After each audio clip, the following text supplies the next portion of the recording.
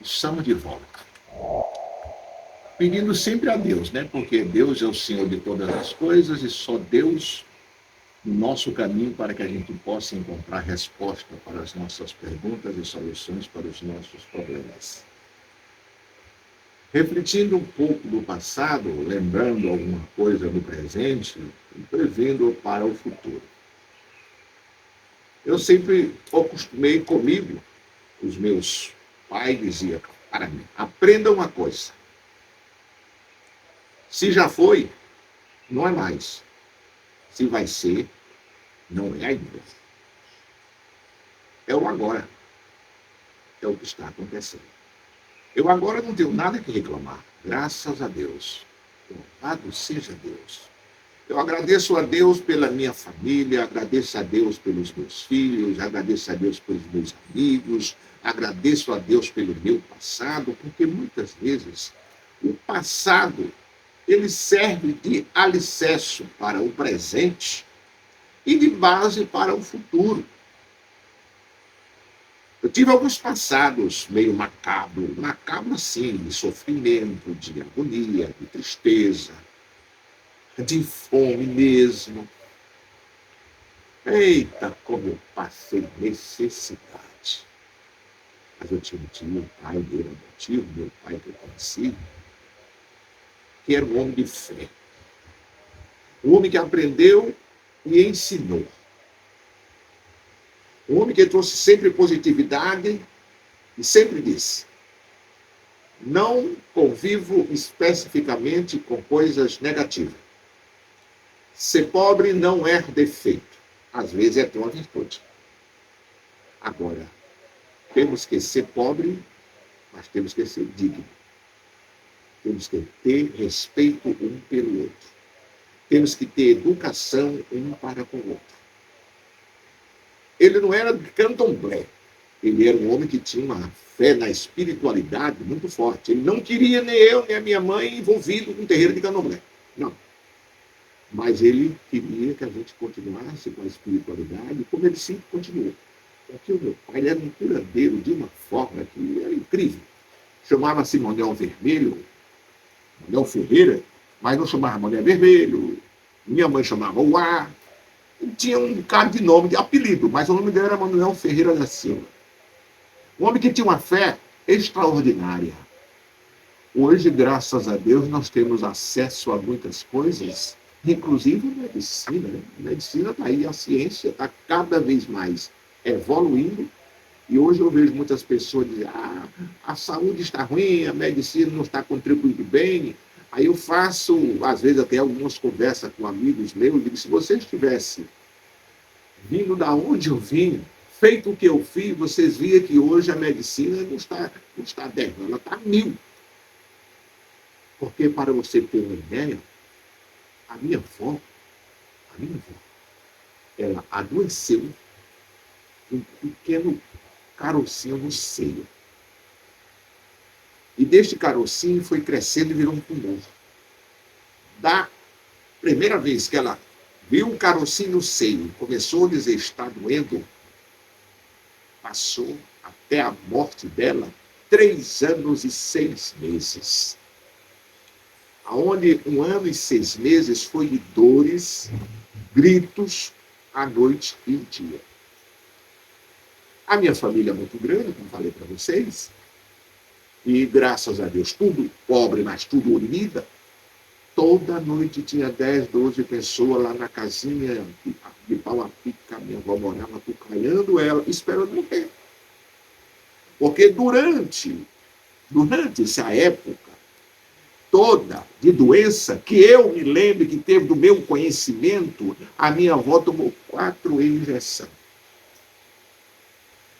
Não foi o médico que passou, foi o médico, mas era o médico veterinário. era doutor Marta, era veterinário. E passou essas 4 injeções para a minha avó. Teve uma vizinha que aplicou as injeções. Mas outra coisa era muito boa. Dores e água dele. O meu pai sempre firme e forte. Quando a minha avó Cofô passou da vida material para o espiritual, não tinha, naquela época, condição de comprar um fazendeiro. O meu pai só pedia a Deus. Tinha que se virar com o que podia. Já tinha uma equipe de pessoas que iam para a mata cortar uma madeira, traziam para casa, o defunto morreu. Estava lá no banquinho, como aconteceu com a minha avó. Eu estava no banquinho, papai já tinha um banco especial que emprestava para os vizinhos quando morria alguém. Deixava o defunto ali em cima daquele banco, vamos rezar a noite toda e vamos beber cachaça também. Um vai no mato cortar o pau, outro vai para a venda buscar a cachaça e a bolacha, café. Aí vamos serrar o pau para fazer as tábuas. E daquelas tábuas do pau serrado, da mesma hora, vamos fazer o caixão. E forravam o caixão com um paninho roxo, botavam uns galãozinhos, quer ver que estou vendo danado do caixão. Botavam o defunto dentro e faziam um tipo escada. 4 homens pegavam de um lado e do outro e tiravam para o cemitério. Não era perto não, meu amor. Era 18 quilômetros de pés. Na frente ia um montado num cavalo, passando nas vendas e já deixando pago 2, 3 garrafas de cachaça, um pacote de biscoito, bolacha regalia da época, era o levando o defunto, passando pela venda, arrendo no chão, bora tomar uma. Outro pegava e assim chegava até o cemitério. Foi assim que a minha avó morreu. Mas o meu pai com dignidade e com perfeição. E disse a mim com todas as letras: ver, ouvir e calar. Cuidado na vida se quiser viver. O fato de você estar dentro da religião não vá fazer algo errado se empolgando porque você diz, não, eu posso e eu sei o fazer. Aprenda a fazer o bem, ajudar as pessoas, orientar as pessoas para o positivo, encaminhá-los para a sua energia positiva para superar o que é necessário. E meu pai fumava um cigarrinho de palha, pulava uma cedazinha, botava um fumo de corda, ele fazia um cigarrinho e tomava, pitava. Eu tinha o maior respeito por ele. E um dia eu disse uma coisa que ele não gostou. Ele fumando um cigarro, já tinha liberdade. Eu disse, papai, o senhor sabia que o cigarro é a chupeta de Satanás? Ele olhou para mim e riu. Não sabia não, queimado, porque ele me chamava de queimado. Isso é a chupeta de Satanás. Eu fumava um cachimbo. Cachimbo de todo remédio. Mas eu fumava escondido de papai. Não podia fumar na frente dele, não. E quando é um belíssimo dia, ele chega lá em casa, que eles sempre moramos separados. Minha mãe que era irmã dele, e a minha mãe morava com a mamãe. Mas tudo pertinho. E papai morava na casa dele com os meus irmãos. E ele chegou especificamente lá em casa devagarzinho, eu estou com o cachimbo fumando. Quando eu vi papai escolhi o cachimbo, ele também não disse nada, ficou tranquilo, conversamos, tal, mapeamos. Nessa época eu já era graniteiro, trabalhava com obra, e ele trabalhava mais eu. Eles queimaram uma época, você me disse que eu estava fumando a chupeta de Satanás. Meu pai, se esse cachimbinho que você estava fumando, aquele é o vidro engrossante dele, é? Que o meu pequeno cigarrinho era chupeta, e você com um cachimbo daquele tamanho do bico, deveria ser pelo menos a mamadeira do Satanás. Eu digo, não, papai, já sei, está mexendo de macumba. Faz contra mim, que eu não gosto.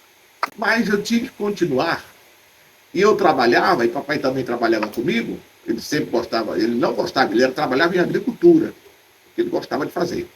Mas quando tinha obra que a gente trabalhava, que ele estava sem fazer nada, ele levava para a obra para fazer um cimento, uma coisa para ajudar. E ele gostava de trabalhar comigo, porque o pesado quem fazia era eu, era grande inteiro. Mas eu tinha que fazer a massa, tinha que levar, só deixar para ele carregar, um pouquinho de massa e botar nas coisas. E ele gostava de trabalhar comigo por causa disso. Aí nós fomos construir o meu primeiro barracão, bem miudinho, numa situação difícil. E ele disse, para que essa casinha, velho? Queimado. Eu disse, papai, isso é para fazer minhas orações, já sei. Tanto que eu pedi a Deus que não me desse essa hora pesada. Eu não gosto de macumba e agora eu construindo a casa para meu filho tocar macumba. Eu sabia que quando você crescesse só dava para tocar melé, tocar macumba. E tornou-se macumbeiro. Eu disse, papai, o senhor não é um curandeiro, que o senhor reza em um cordão e manda as pessoas botar no pescoço para melhorar as dores? O senhor não prepara um banho, não prepara um chá com uma oração e a pessoa fica boa? Eu disse, mas é outra coisa diferente. Tudo é interligado à espiritualidade. Porque se nós olhar hoje, meu irmão, a espiritualidade ela está em todos os sentidos que nós procuramos a fazer. Primeiro, a espiritualidade é a natureza. E nós dependemos da natureza. O vento, o ar que nós respiramos, o sol que nos esquenta, a terra que nós pisamos, a água que nós bebemos, a alimentação que nós comemos, casca, folha e raiz, tudo pertence ao orixá. São coisas que nós temos que ter alguma coisa a ver com o orixá. A gente vive especificamente, se você observar, 70% da população brasileira, eu falo do termo Brasil, tem alguma coisa a ver com o espiritismo. Você descobre. Vou explicar. Tem uns que gostam do toque de candomblé. Outros gostam da festa de Jurema. Outros, salva de Exu. Ixi, Maria, é bom demais, uma salva de Exu. Outros não querem salva de Exu, mas querem saber de búzios. Joga baralho para saber exatamente como é que está seu dia. Fazer consulta, passo espiritual, são kardecistas. Defumação, mesas brancas de Jurema. Aqueles que dizem, eu não gosto de maneira alguma, mas quer saber como é que está seu signo, sua numerologia. E tudo isso faz parte da espiritualidade. Chega final de ano, ninguém gosta de candomblé. Mas quando chega final de ano, eu vou para a beira da praia passar o ano de branco, em homenagem ao Oxalá e Iemanjá. 8 de dezembro, jogar uma flor na praia, para Iemanjá. E quando você junta, de qualquer maneira, está cultuando o fundamento da espiritualidade. Portanto, todos nós estamos interligados a um fundamento muito importante. Sabemos que nós é quem podemos e devemos fazer o melhor para o melhor poder acontecer. Aprendi que amar a Deus sobre todas as coisas e ao próximo como a si mesmo. Do do do do do do do do do do do do do.